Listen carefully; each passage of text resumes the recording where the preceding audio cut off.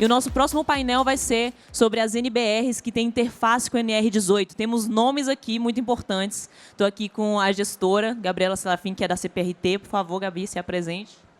Boa tarde a todos. Eu sou a Gabriela Serafim. Eu sou gestora da CPRT, a Comissão de Políticas de Relações Trabalhistas.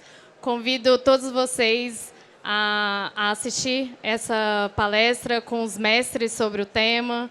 É um tema muito importante e muito relevante para o nosso setor. Isso mesmo. E a gente queria começar a convidar, então, esses 3 nomes aqui ao palco para estarem com a gente. O senhor José Bacilli, ele é gerente do SESMIT Corporativo do Seconce São Paulo. Temos também o senhor Antônio Pereira, ele é auditor fiscal do trabalho, coordenador do projeto da construção da SRTE São Paulo.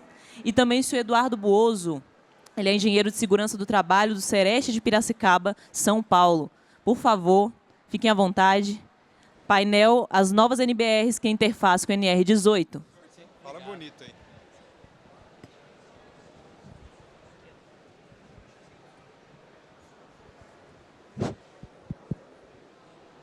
Bom, boa tarde a todos. É um prazer estar aqui no 100º ENIC, né? Primeiro, agradecer o vice-presidente do CPRT, Ricardo Michelon, a Gabriela, por todo o apoio, pelo convite, né? Nós vamos falar um pouquinho agora sobre a interface das novas normas da ABNT com a NR18. Só que, para falar um pouquinho antes das normas, eu preciso voltar lá para 2019, uma coisa assim, quando começou a ser discutida a NR18, né? E ela foi aprovada pela portaria 3.733, de 10 de fevereiro de 2020, né? A intenção da norma era para entrar um ano depois, e foi isso que aconteceu. Então, nós estamos falando, quando tem algumas pessoas que ainda falam, né, na nova NR18, né, mas ela já está desde 2021, né, então já está há 4 anos aí em vigor. A ideia dessa norma era ser uma norma enxuta, né, não especificar como fazer e sim o que fazer, então passou a ser uma norma de gestão, uma das coisas muito importantes, que a maioria das normas editadas de lá para cá são normas de gestão, né? E após várias reuniões que foram feitas em vários estados, no final, em São Paulo, no Seconce, depois de várias reuniões, a CTTP, aliás, o grupo técnico, né, aprovou por consenso essa norma e mandou para a CTTP para que ela fosse analisada e aprovada. Com isso, eu lembro, foi na 4ª reunião ordinária, do dia 16 de dezembro de 2019, em que ela foi discutida em Brasília pela CTTP e aprovada por consenso. Por quê? Foi uma norma que foi feita, né, Toninho, né, Edu? Foi feita por pessoas técnicas, né? Então, foi uma das primeiras normas aprovadas na íntegra, sem que tivesse nenhuma alteração. E um dos auditores fiscais, na época, citou que precisariam ser feitas algumas normas técnicas para que complementasse essa norma regulamentadora NR18.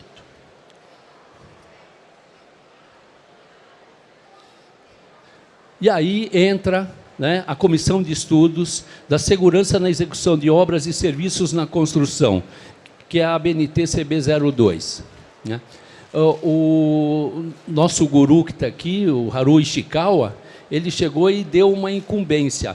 Falou, façam um grupo homogêneo para que estude as normas de segurança para a construção civil e nos deu uma missão. Comecem com a norma de redes de segurança, né? Então, com isso, foi formado um petit comité. A nossa ideia nessa comissão era que se criasse um grupo de profissionais técnicos que discutisse antecipadamente as normas e depois levasse para a plenária. E, com isso, a coisa funcionou muito mais rápido do que qualquer outra norma da ABNT. E a primeira norma aprovada foi segurança em obras, redes de segurança contra quedas. Então, coloquem aí para vocês, guardem, não é mais projeto, é a ABNT NBR 17152, parte 1, que ela especifica os requisitos e os métodos de ensaio. Foram feitas 5 reuniões. Então, vocês veem, né? Para aprovar uma norma, nós realizamos apenas 5 reuniões, né? Coisas que outras normas da ABNT, às vezes, levam vários anos para serem elaboradas e aprovadas. Participaram desse grupo 54 entidades, contribuindo com a elaboração por meio de 67 profissionais que foram envolvidos. Como resultado dessa elaboração da norma, foi mandado para a consulta nacional, porque todas as normas, depois de elaboradas, vão para a consulta nacional. Nós tivemos 9 aprovações sem restrições, 7 aprovações com observação de forma. Isso quer dizer, são algumas recomendações que podem ser aceitas ou não pela comissão, né? E nenhuma reprovação por objeção técnica. Então, com isso, a norma foi aprovada por unanimidade depois numa reunião, mesmo quando não tem, isso é bom vocês saberem, quando não tem nenhuma reprovação por objeção, né, técnica, não precisa se fazer uma nova reunião, mas a comissão achou que seria muito importante que se passasse para todos os que foram envolvidos, que ficaram aí praticamente um ano participando com a gente das reuniões, que tivesse uma satisfação sobre a norma, e ela foi aprovada nessa última reunião sem nenhum tipo de objeção. Os coordenadores dessa norma foi o Wilson Simon, né, que é um especialista da área, ele é de Minas Gerais, e o Bacili, aqui que se fala, foi o secretário dessa norma, né. A ideia de continuar e ter um secretário foi exatamente para que essas normas não parassem. Então, a gente controlava o prazo, reuniões seguidas, convocando as pessoas e assim por diante. A segunda norma aprovada por nós foi Redes de Segurança contra Quedas, parte 2, requisitos e diretrizes de instalação, que é a NBR da ABNT 17.152-2. Também essa é uma outra norma que já está aprovada e já está à disposição de todos, complementando assim a necessidade da NR18. Foram realizadas 4 reuniões.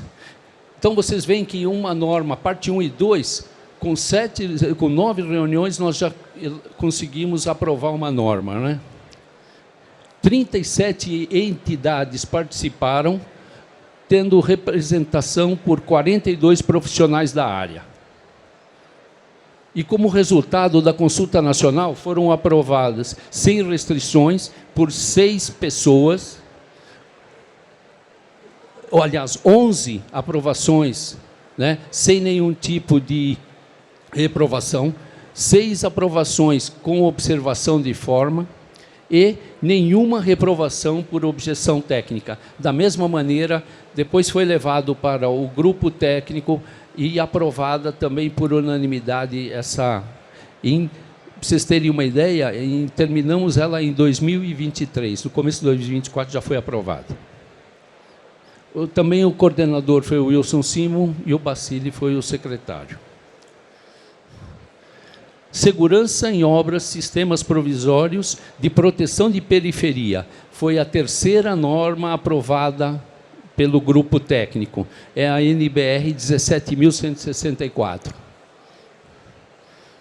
Também 3 reuniões, né? Vocês estão vendo a velocidade e a rapidez de aprovação das normas, né? Então, isso graças a toda a equipe. O Antônio Pereira participou dessas comissões. O Eduardo Bozo também, o engenheiro Eduardo Bozo também participou. Nós tivemos a participação de 30 entidades contribuindo com a elaboração dessa norma, com 37 profissionais de área que participavam de praticamente todas as reuniões que nós fazíamos, das reuniões técnicas de plenária. Como resultado da consulta nacional, nós tivemos 7 aprovações sem restrição, nenhuma aprovação com observação de forma e 2 reprovações por objeções técnicas. Quando tem uma reprovação por objeção técnica, obrigatoriamente você tem que levar para a reunião de plenária e fazer com que a pessoa ou mude de opinião ou você altere a norma, né? Então, nessa reunião final, nós já tínhamos conversado com as 2 pessoas que tinham feito essas reprovações por objeção técnica, né? Eles entenderam a nossa colocação e retiraram a objeção técnica e, no fim, foi aprovado também por unanimidade na última reunião de consenso. Nessa reunião participou nesse grupo participou como coordenador o Milton Oliveira, que é um engenheiro do Sinduscom do Rio Grande do Sul, e eu continuei como secretário dessa norma, né? Aí não paramos por aí. Nós estamos agora revisando a norma NBR 6494, que é a segurança em andaimes, né? Essa já é uma norma mais complexa. Nós realizamos uma reunião em dezembro de 2023, 10 reuniões em 2024 e já estamos indo para a segunda reunião de 2025. Essa é uma norma muito mais complexa, mas nós já fizemos 4 partes, né? E agora nós vamos entrar na parte de andaimes suspensos, né? Então, é uma norma longa, mas está caminhando e a gente tem esperança que até o final desse ano a gente já conclua essa norma para todos poderem participar. O coordenador dessa norma é Milton Oliveira, eu continuo como secretário, e nós temos nessa norma vários profissionais da área que são representantes de empresas de andaime, fabricantes, locadores, e que estão contribuindo demais para o andamento dessa norma. É uma equipe de trabalho com... nós fizemos um grupo técnico para que, quando a gente levasse para as reuniões de plenária, a gente já tivesse com uma opinião já formada e praticamente já bem abalizada, e com isso, nas reuniões plenárias, a gente não tem tido muitas dificuldades para fazer com que ela tenha um andamento normal, né? Da minha parte, eu quero agradecer a todos, né? Quem tem aqui o meu QR Code, quem quiser manter contato, pedir mais informações, eu estou à disposição de vocês. Agora nós vamos um pouquinho mais para a parte técnica do assunto, né? O Antônio Pereira vai falar um pouquinho para vocês sobre os itens que compõem essa norma. Por favor, Toninho. Boa tarde a todos. E é importante que o Basílio comentou, as primeiras 2 normas já estão em vigor. Então, tanto os guarda-corpos temporários, metálicos, sintéticos, tanto a parte de redes de proteção que vocês veem aqui na feira, já tem alguns estandes com essas redes, elas já estão em vigor a partir de julho do ano passado. A de andaime, pela complexidade, andaimes tubulares, andaimes simplesmente apoiados, andaimes móveis, andaimes suspensos, isso vai demorar mais ou menos 1 ano a 2 anos, ainda é um pouquinho mais complexo. E lembrando que essas normas, a gente não inventou nada, elas são traduções e adequações de normas europeias. A norma de redes, ela vem da 1263-1-2, a norma de andaimes, que é a 6494, que é nossa, é de 1990, ou seja, é muito velha, muito defasada, ela vem da cópia da 12810, 12811, ou seja, não está se inventando nada, está se adequando à nossa realidade do nosso parque industrial, para a gente verificar boas práticas aí. Eu preparei aqui, pessoal, com muita tristeza, quando tem auditor fiscal, normalmente só fala de acidente, só fala disso, mas é uma realidade. Ontem mesmo aqui em São Paulo, nós tivemos um óbito com uma queda de parede de uma obra pequena na zona leste da capital. Por que esses acidentes acontecem? Se eu perguntar para esses jovens aqui, por que acontece tanto acidente na construção? Uma feira maravilhosa, toda informatizada, produtos encantadores, tudo mais. Por que os acidentes acontecem? Vamos lá, trio ternura, vai. Por que acontece? Por que você tem? Isso aqui é estado de São Paulo, né? Para quem é mais da área, está dividido em KINAI 41, KINAI 42, KINAI 43. KINAI 41, obra residencial comercial. KINAI 42, construção pesada, pontes, viadutos, linhas de metrô e tudo mais. KINAI 43, pintura, impermeabilização, gesso, é o pessoal que presta serviço na coisa. Vamos lá, vocês não responderam. Por que a gente tem tanto acidente?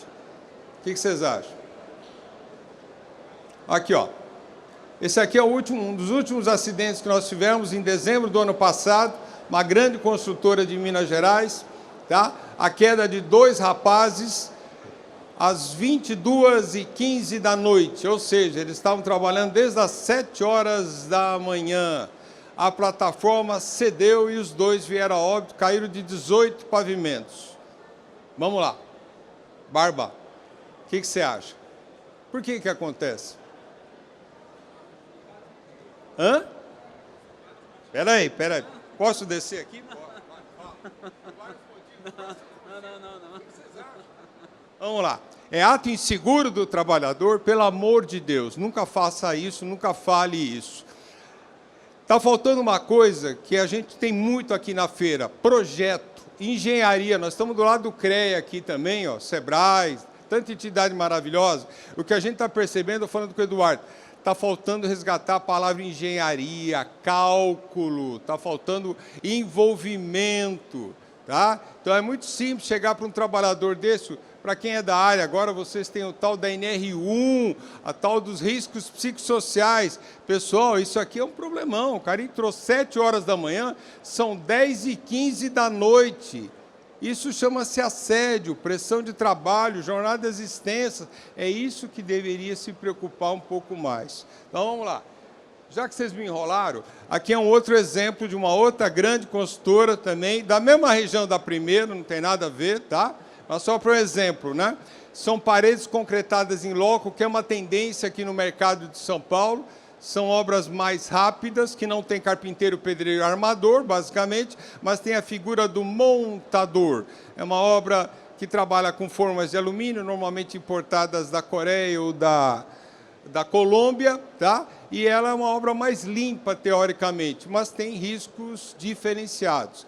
A NR18, ela não trata de um processo construtivo, ela trata de forma geral alvenaria estrutural, paredes convencionais, drywall e assim por diante. Então, esse é um exemplo, tá, de uma queda por essas aberturas que vocês estão vendo na primeira foto no sentido horário. Então, a queda de uma peça que caiu na cabeça de um trabalhador. Então, vamos lá. A queda de pessoas e a queda de objetos é talvez mais de 40% dos acidentes que a gente tem no segmento da construção. Por isso que essa preocupação tão grande nossa com a palavra redes, com a palavra guarda-corpos temporários, porque era uma preocupação que a gente não tinha normatizado, detalhado, não tinha norma técnica. Então, quando a gente expôs isso em Brasília, falou, não adianta você falar que o engenheiro vai fazer esse cálculo, o engenheiro precisa ter norma técnica, precisa ter uma referência, se não tiver, não adianta nada. O que vocês estão vendo aqui? São os 10 motivos principais de acidentes que nós temos nos Estados Unidos. Se você olhar, iguais aos nossos. O que é? Queda, falta de procedimento, né? Falta de EPIs adequados, escadas, andaimes. Então, se você olhar, para montar essa feira maravilhosa que vocês estão aqui, o que eu mais utilizo aqui? Escada, andaime, plataforma de trabalho aéreo, EPIs e assim por diante. Então, se você olhar os dados da OSHA, do Ministério do Trabalho americano, são basicamente a nossa realidade em termos de NR18, em termos de NR35, em termos de NR6 e assim por diante. Tá? Então, isso aqui, se você entrar no site lá do Ministério do Trabalho americano da OSHA, você vai ver ano a ano que isso basicamente são as mesmas condições que você tem. Qual que é o impacto disso? Eu gosto, aproveitando que tem gente do patronato aqui, lembrando que a partir do dia 5 de maio o Ministério do Trabalho terá 900 novos auditores fiscais no Brasil, 275 para o Estado de São Paulo. Auditor, ele é legalista por si só. Então, eu tenho avisado, falando para todo mundo, pouca gente se faz um trabalho que é compatível. Com uma contingente maior, a cobrança será muito maior. E o impacto disso, ações regressivas, no caso de acidentes, o número de mortes diminuiu, não nego assim. Mas o que eu estava falando com o Eduardo do Sereste, a gente não consegue trabalhar com obra pequena. A obra pequena, normalmente, não tem representação aqui, ela não está aqui, ela não vem para cá, e é uma pena. O Estado não faz o trabalho correto em termos de orientação, de cobrança, de fiscalização na pequena obra, que é ela que gera o maior número de acidentes graves e fatais. A gente consegue, male fazer da obra média para a obra grande. Então, todo esse impacto que vocês estão vendo na imagem da empresa, termos de ajustamento de conduta e tudo mais, esses 2 meninos que morreram do Maranhão tinham um pouco mais de 20 anos de idade. Tinham um pouco mais de 20 anos de idade. Tá? E aí, eu acho que talvez o melhor gráfico que eu quero. A NIOSH, o que é? Seria a Fundacentro, um órgão técnico de pesquisa de segurança e saúde nos Estados Unidos. O que ela fala? Projeto. O tempo todo ela fala na figura de projeto. Então, se eu tiver projeto, e é uma pena, porque o engenheiro de segurança do trabalho, o técnico de segurança do trabalho, ele não é chamado para participar na fase de projeto. Muitas vezes, ele é chamado para resolver um problema da fiscalização, do sindicato, que não seria o papel dele. Ele deveria ser chamado antes. Então, quem é aqui de São Paulo? A cúpula do Shopping D. Bacana, como é que lava? Como é que acessa a ponte estaiada que vocês vêem todo dia na Globo? Como é que você acessa? Não sabe. A gente fez essa mesma pergunta no começo da obra. Ah, mas tem o guindaste leva o trabalhador? Não, é proibido o transporte de pessoas e equipamentos de guindar. Então, assim, é isso que a gente precisaria resgatar. Primeiro, a fase projeto, a engenharia. A engenharia, muitas vezes, na nossa área de segurança e saúde, ela se descolou e ela tem que voltar. A ideia de ter essas NBRs é dar subsídio para esses profissionais. Tá? Esse segundo gráfico embaixo ele é importante no sentido, quanto mais cedo eu tiver a participação de profissionais envolvidos com segurança do trabalho, na fase de projeto, o ganho é maior. Quanto mais eu tenho a inserção desses trabalhadores numa fase já do projeto concluído, muito pouco eu vou conseguir agregar valor em termos de melhoria efetiva. Tá? Aqui, por exemplo, são todas as realidades que a gente reclama. As consultoras falam, falta mão de obra não é qualificada, não é capacitada, os prazos são curtos, os preços muito limitados em termos de custeio. Aí eu coloquei o último em vermelho ali, faltava isso, e nós somos mais. As nossas normas de área de vivência da construção são extremamente defasadas, nós não temos norma de grua, nós não temos norma de guindaste, nós já temos norma de elevador de cremalheira. Quer dizer, precisaria ter mais normas técnicas adequadas e atualizadas na nossa realidade. Tá? Vocês vão comentar, vai ter outros eventos que vão falar de linhas de vida, aqui daqui a pouco, belos eventos disso. Se você tiver uma referência técnica, eu posso... Você vê, na NR18, nós tiramos a palavra ART. Aí o pessoal do CREA, Antônio, não era para tirar... Nós não tiramos a obrigação. É que quando a gente vai fazer fiscalização, a primeira coisa que o cara vem, ele vem com a RT. Eu não quero RT. RT quem tem que cobrar é o CREA. O CAL tem que cobrar a figura dele. Nós não, nós queremos cobrar o quê? O projeto, o memorial de cálculo, a especificação, aquilo que pode balizar os trabalhadores em termos de segurança e saúde. Por isso que esse item é fundamental. Normas técnicas que possam respaldar a NR18. Tá. Então, aquilo que o Basílio comentou rapidamente, nós pegamos normas europeias, né, pela facilidade do português e principalmente do espanhol, em alguns casos, que a gente tem essa dificuldade muito grande, tá? E aí nós fizemos essa adequação. Eu quero fazer um guarda-corpo de fita zebrada. Pode fazer, filho. Quer fazer de aramezinho? Pode fazer. Você quer fazer de sisal? Pode fazer. Ele aguenta as cargas. Ou seja, não se define o material, se define as cargas e as flechas. Hoje, na NR18, está lá 90 quilos, 66 quilos e 22 quilos. Então, amanhã, aquela jovem vai trazer o grafeno, aquele colega vai trazer uma liga de tungstênio, esse jovem vai trazer, por exemplo, poliuretano. Não há problema nenhum, desde que aguentem aquelas cargas. E a gente não tinha essa referência. Essa referência saiu dessa norma que vocês estão vendo, a 13374, tá? Então, é isso. Então, a gente ainda tem isso, a gente queria proibir o uso da madeira para guarda-corpo no Brasil. Não foi aprovado, o patronato, pela realidade do país, que a madeira ainda é muito utilizada, a gente até entende isso, mas pelo menos a gente precisaria padronizar alguma coisa em termos de carga e em termos de absorção. Então, quer usar cabo de aço? Beleza, com tela, tudo direitinho. Ele vai ter que resistir essas 3 cargas no travessão superior, no travessão intermediário e no sistema do rodapé, tá? Que exemplo. As redes que vocês têm estandes de venda aqui, daqui a pouco o Eduardo vai comentar do laboratório, que é uma coisa muito bacana que a gente conseguiu, capitaneado pelo Eduardo, tá? As 4 redes que vocês estão vendo aí, pode ter certeza que 2 delas têm salvado a vida de muita gente. Muita gente. A rede piso a piso e a rede, principalmente, que vocês gostam de chamar SLQA, a rede pesada e tudo mais. É a rede tipo U e a rede tipo V.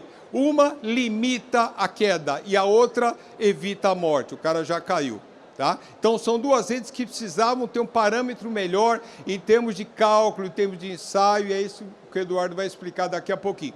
Essa também é uma tradução da EN 1263-1-2. Só um alerta, não confundir. Quem tem criança aqui em casa, por exemplo, aquela rede que a gente coloca na sacada das crianças é uma norma. A rede que nós estamos falando é uma rede para construção civil, que tem cimento, tem cal, tem todas as intempéries no dia a dia, tá? Então, são redes diferentes, ensaios diferentes, normatizações diferentes, tá? E aqui o exemplo dos sistemas de rede. Então, a Europa já utiliza muito. Então, eu posso usar a rede quando eu quiser? Não, não é sempre que eu posso. A alvenaria estrutural, por exemplo, a rede não se adequa, tá? Se eu quiser utilizar, por exemplo, paredes concretadas em locos, pré-moldados, pré-fabricados, a rede não é a ferramenta adequada para isso. Cabe. Por isso que na NR18 hoje não tem receita de bucle. O cara quer usar uma proteção, ele usa. Está onde? No tal do PGR, no Programa de Gerenciamento de Risco, no Inventário de Risco, no Plano de Ação e nos projetos. Não existe uma receita. Precisa ter bandeja hoje em obra? Não, não quero usar bandeja. Mas você tem que me garantir que não caia nada na cabeça de ninguém. Tá? Aí você vai utilizar a ferramenta que você quer. E aqui vocês estão vendo o telamento da rede, um dos tipos, né? E a rede tipo forca. Então, uma limitando a queda e outra restringindo a queda do trabalhador. Finalizando aqui, esse quadrinho é talvez o quadro mais importante. Nós pegamos, o Jean Franco, na época que está aqui com a gente, fez um trabalho maravilhoso na NR35, foi um dos coordenadores, e a gente pegou ali, vocês vão ver, uma norma de escadas, uma norma de guarda-corpo do lado direito em cima, vocês estão vendo, tá? Então, essas normas europeias é que serviram como referência para que a gente tivesse as normas técnicas. E com a ajuda do Haru, que está aqui, nos ajudou bastante junto à ABNT, a gente criou uma comissão de estudo que está agora, nesse terceiro trabalho, vamos dizer assim, redes, guarda-corpos temporários, e a terceira agora, que é de andaimes. E vai fechar esse ciclo com a parte do laboratório, que daqui a pouco o Eduardo vai comentar para vocês. E aqui o último slide. Nosso segmento de segurança e saúde na construção é extremamente pobre em termos de norma técnica. Então, se você pensar, eu tenho uma norma de betoneira, não tenho norma de serra circular de bancada, por exemplo, não existe. Não tem nada. Ah, mas tem NR12, mas não é uma norma técnica. Então, se você olhar, essas normas que vocês estão vendo, são todas as NBRs que eu consigo, na minha fiscalização, vocês na utilização que eu tenho como escopo. E as 3 de baixo são as 3 NBRs, a qual o Basílio fez a coordenação junto de outros colegas aí. Então, a norma de guarda-corpo, a norma de redes, tá? E futuramente a norma de andames. Nós temos normas, por exemplo, de escavações, às vezes muito antigas, normas de escoramento de vala, da década de 90, da década de 80. Então, tem muita coisa que precisa ser. Mas, cada norma tem seu passo direitinho. Então, aqui direitinho, vocês estão vendo todas as NBRs vigentes, as básicas, a qual até a fiscalização utiliza como referência, amarrado com a 18, com a 12 e assim por diante, e embaixo as 3 NBRs, que daqui a pouquinho o Eduardo vai falar do laboratório que nós estamos desenvolvendo em Piracicaba. Aí. Obrigado, jovens. Uma boa tarde a todos.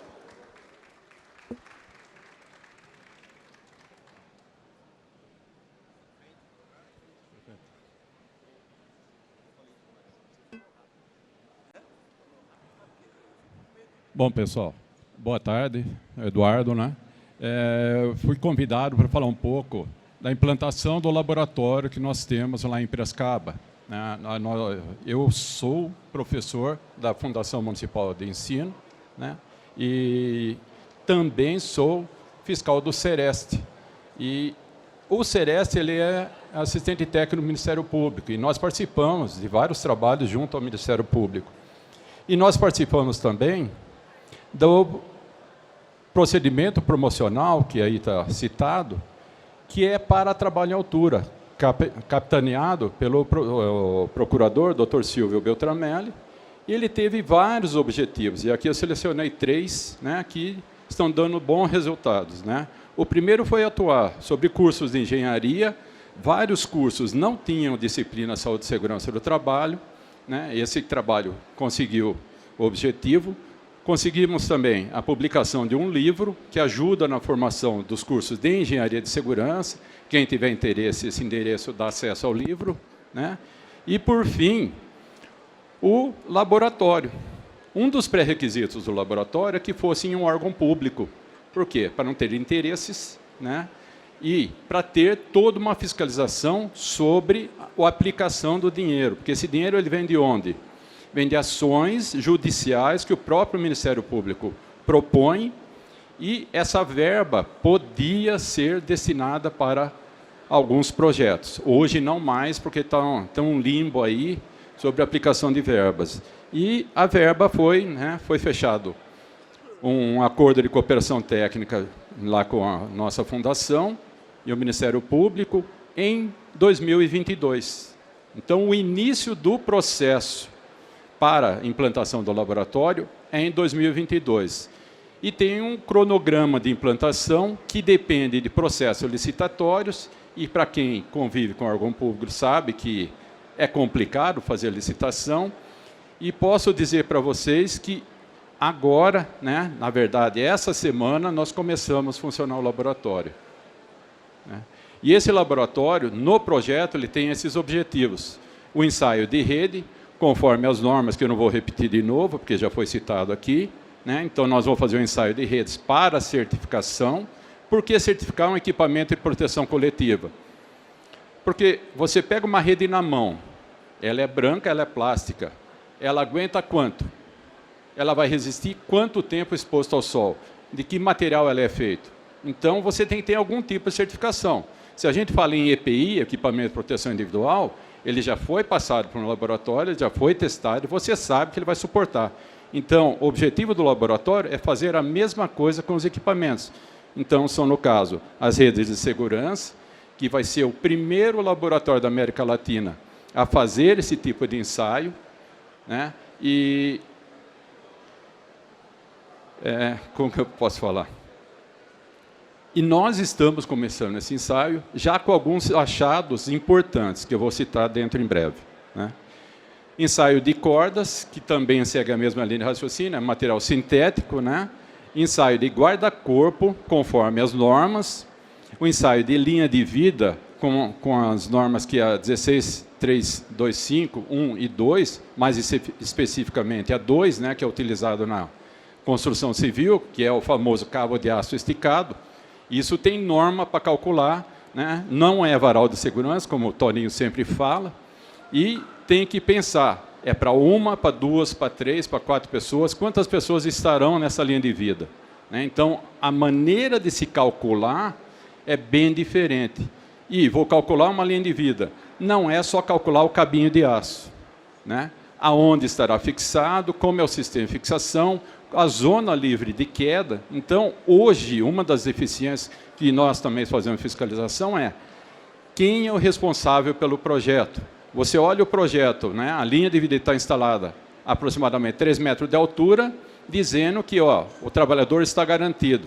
Se você for pensar só, né, na queda da pessoa, deformação e o absorvedor de energia, a pessoa já bateu no chão e não terminou a queda, né? Então, os projetos estão falhos, né? Então, tudo isso nós vamos auditar também. E, por fim, os andaimes, né, e que ainda não terminou as normas, mas nós estamos nos preparando para esse tipo de ensaio. Aí, visão geral do nosso laboratório. Então, ele é composto da foto em cima maior, aquelas estruturas azuis, são as estruturas necessárias para ensaiar todos os tipos de rede. Queria chamar a atenção de vocês daquele pórtico com uma talha vermelha no meio, né?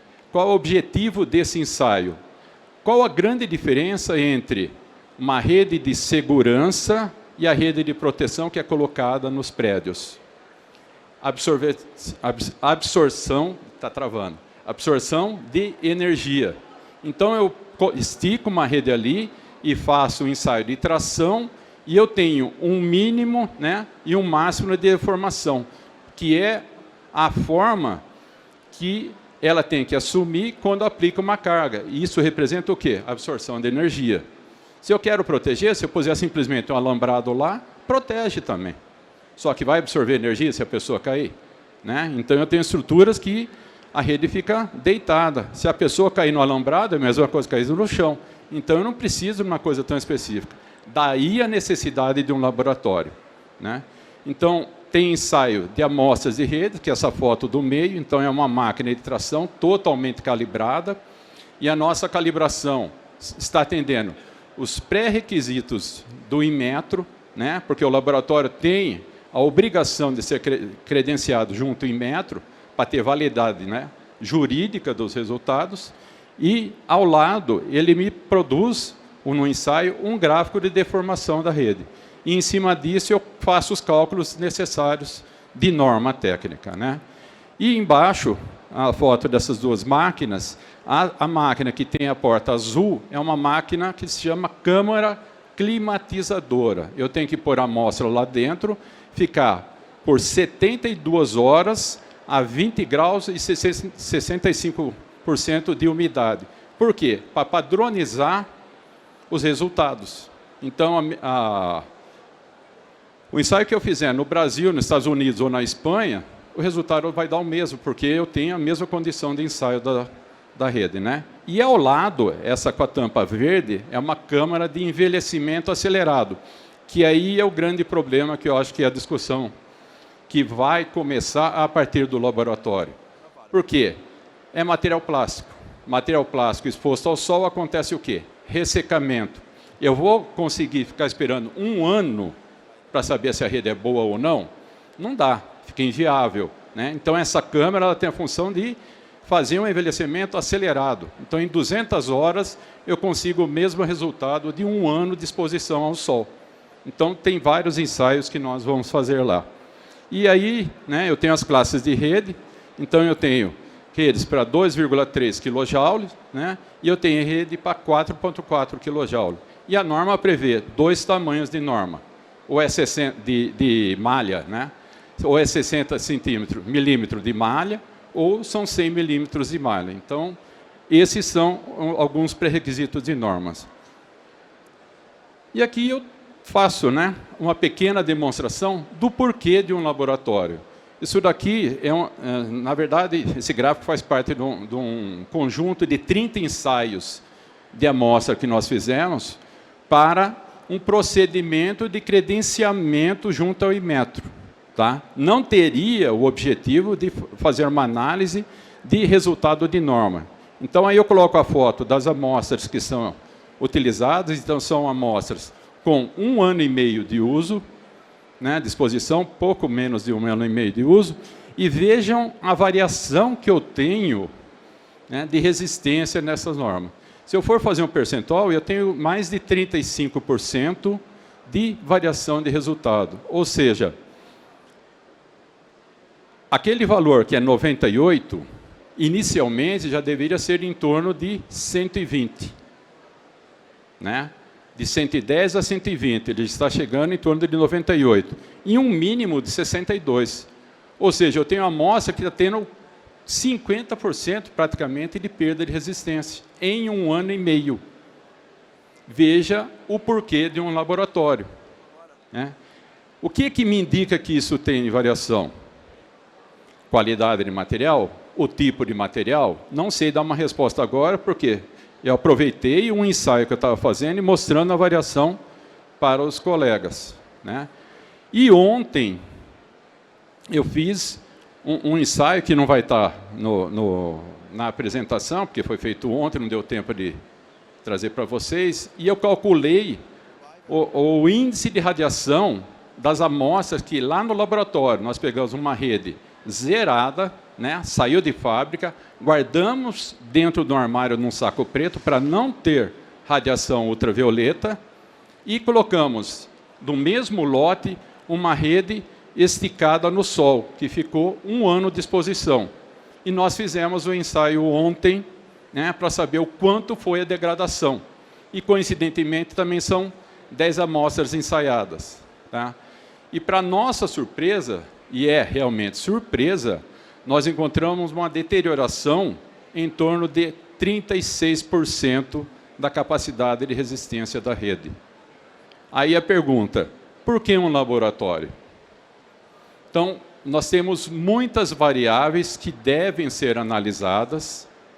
Né? Nós teremos várias informações a partir do funcionamento do laboratório, que ele começou essa semana, né? Que ainda não terminou. E nós teremos vários desafios para as empresas nacionais de adequação. Né? Nós estamos começando a discussão agora. Né? É uma previsão de vida útil de rede, que era em torno de 4 anos, tá?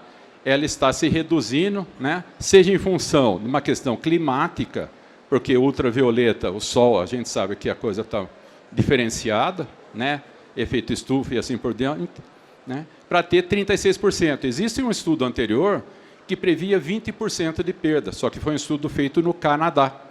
A radiação ultravioleta lá é diferente da nossa radiação aqui, próximo ao Equador. Tá? E a ideia era falar pouco, então já passei 1 minuto, né? Então, eu agradeço a atenção. Qualquer informação, qualquer dado, aí está o e-mail do laboratório, né? Seja uma empresa ou seja dúvida, pode entrar em contato conosco, que nós estamos à disposição. Ok, obrigado.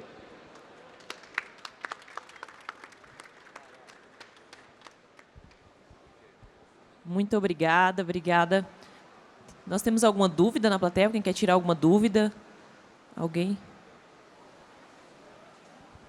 Oi, boa tarde. Parabéns pela palestra, pelas explanações de vocês todos.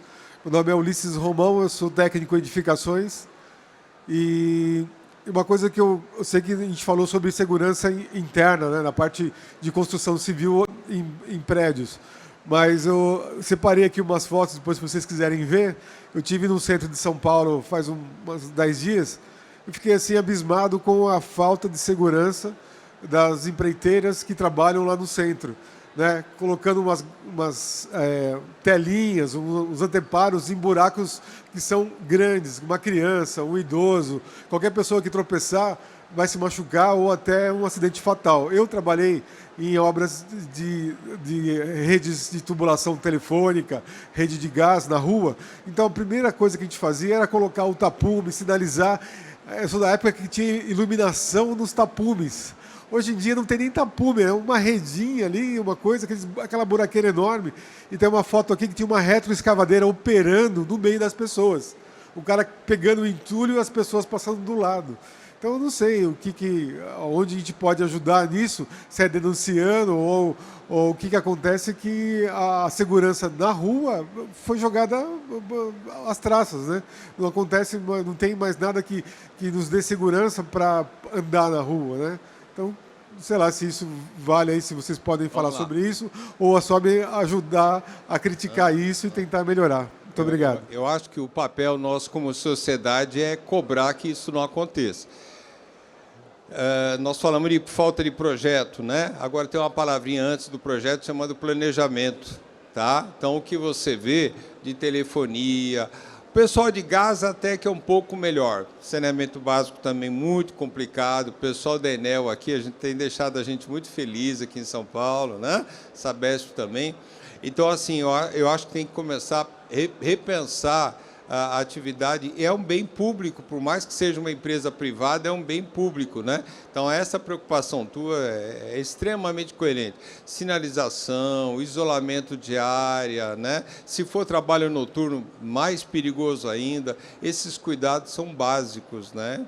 Então, às vezes, isso não precisa estar numa NR, não precisa estar numa NBR. Isso precisa ter, no mínimo, bom senso e vergonha na cara. Tá? Eu acho que o papel de nós, como sociedade, é cobrar que isso... Nós temos muita... E esse é um dado que a gente fala muito com o pessoal do Sereste. A gente só tem informações, basicamente, dos acidentes de trabalhadores que têm vínculo empregatício, muitas vezes. Muitos dos acidentes no dia a dia, a gente não tem acesso à informação real do acidente. A figura do PJ, a figura do trabalhador autônomo. Isso, se você pegar, somar isso, esses valores são muito maiores do que a nossa realidade. Sim, são transeuntes, tal, que você às vezes não tem nem relação com isso. Tá? Então, os 4 setores que mais matam no país, e isso nos outros países é muito similar, a construção não é a primeira, mas a mineração, o setor de transportes. E a gente tem que começar a repensar isso, né? Como é que a gente poderia melhorar isso para minimizar as condições de trabalho? Ferramentas, equipamentos, projetos, softwares nós temos, agora precisa pôr em prática. Tá? Muito obrigada, senhor Antônio. A gente queria fazer mais outras perguntas, mas a gente vai deixar esse espaço disponível para quem quiser conversar com eles aqui, logo depois do painel. Queria agradecer muito a presença de todos vocês. Muito obrigada, senhor Eduardo, senhor Bacili, senhor Antônio Pereira. A presença de cada um dos que está aqui também acompanhando, né? Senhor Antônio Carlos Salgueiro, Denise Noleto, senhor Haru Ishikawa, Gianfranco Pampalone, Lucas Bergman também está aqui. Muito obrigada a todos vocês, tá bom? Uma salva de palmas para esses 3 nomes extraordinários. Muito obrigada.